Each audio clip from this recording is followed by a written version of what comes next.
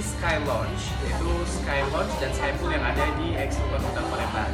Sekarang untuk lantainya kita berada di lantai 10, di mana ini fasilitasnya ada lounge dan juga ada bar, dan nanti kita main game.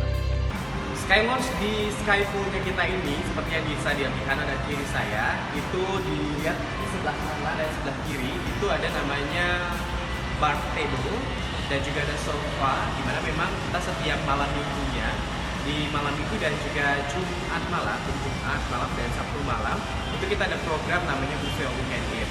Ada buffet all you can eat khusus untuk seafood lover dan juga buffet all you can eat khusus untuk meat lover.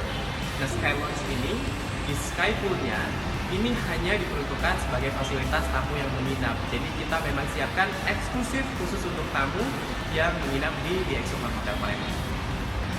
The Excelsior Hotel Palembang ini sebagai hotel yang berada di salah satu pusat kota. Jadi kalau kita lihat kanan kiri, kita ada view 360 derajat view kota Palembang. Jadi teman-teman yang main ataupun menginap di hotel dan juga menikmati fasilitas terbang, bisa lihat di sebelah kanan itu ada bisa lebih mendekat, jadi secara detail bisa lihat yang jelas.